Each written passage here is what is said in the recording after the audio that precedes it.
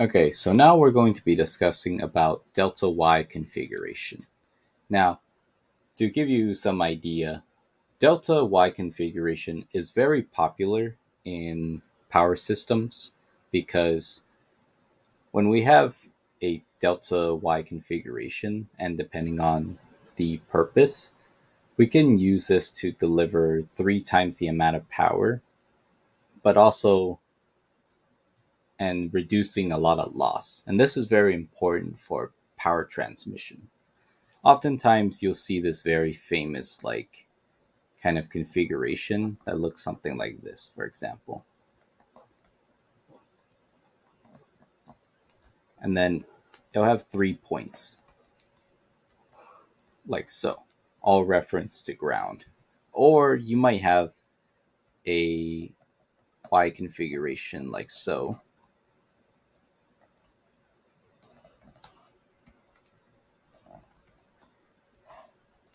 And once again, all of these are reference to ground. Now, these are very useful, as mentioned before, in power systems so that we can get a great get more power while reducing a lot of loss. And the idea is we have kind of three voltage sources 120 degrees out of phase with each other, and they're basically delivering three times the amount of power.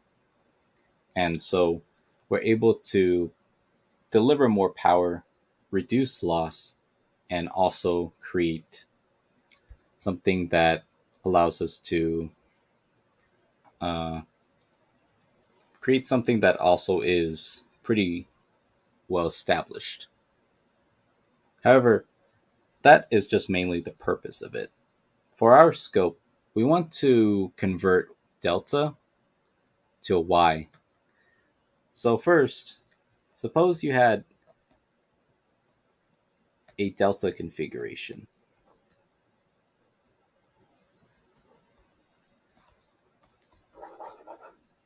Apologies. So let's do this instead.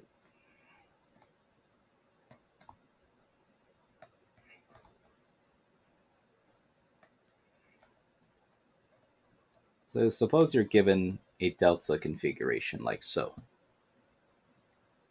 And let's say you had RA, RB, and RC. This is what's called a delta configuration, and we want to turn this into a Y configuration. To do this, we're going to draw another circuit inside it, like so.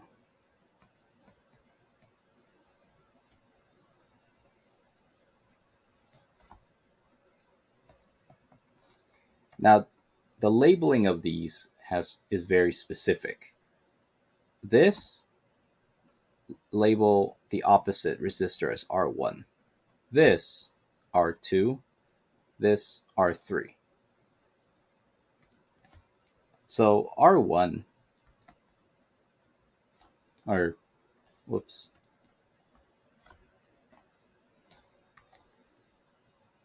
R3, R1, and R2. Label it. So to convert from delta to Y, it is going to be the product of these two corresponding resistors, the product of these two corresponding resistors, and the product of these two corresponding resistors. So it's going to be RB, RC plus RA, RC plus R,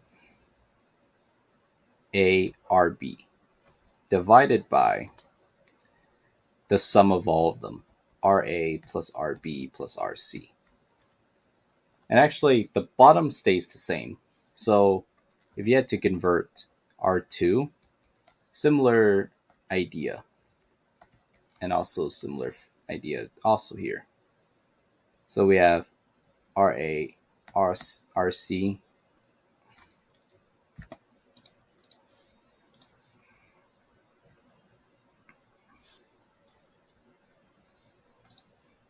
oh, sorry.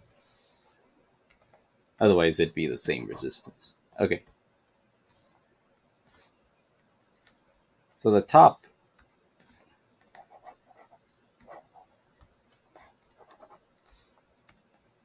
So just to give you a better visual, for R1, multiply these two like so. For R2, multiply these two like so. For R3, multiply these like so. So if we have R1, it's going to be RB, RC.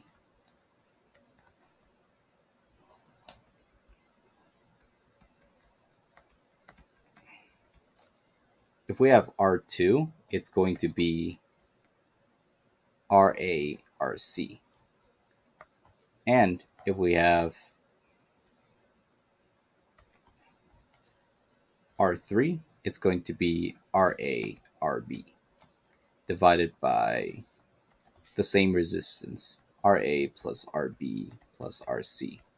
And that's how you convert from from delta to Y.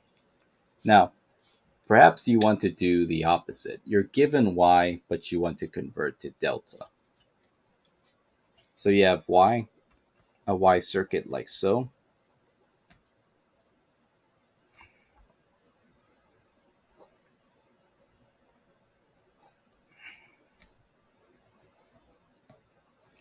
And you want to convert it to a delta. So Y goes to delta. To do this, connect the endpoints together.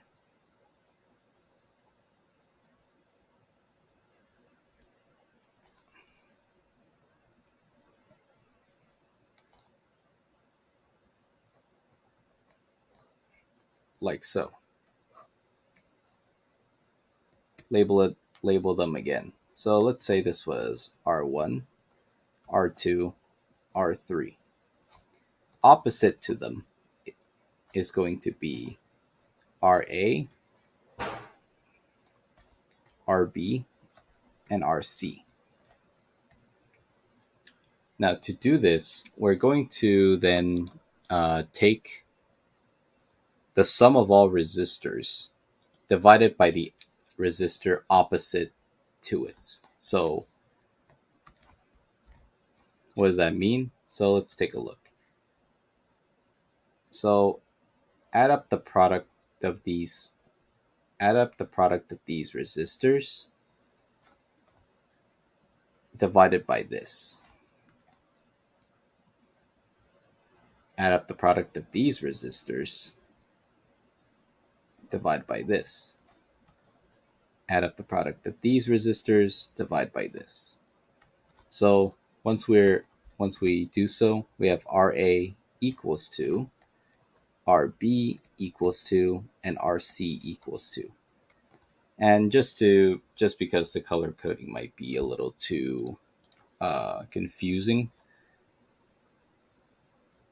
it's going to be equal to R1 R2 plus R2 R3 plus R2 or R3 R1 R3, and then it's divided by R1. The top stays the same.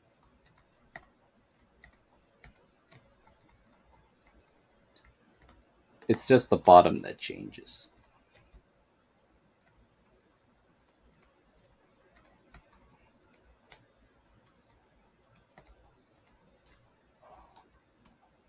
So notice something. With delta to Y, the bottom stays the same, but the top changes. With Y to delta, the top stays the same, but the bottom changes.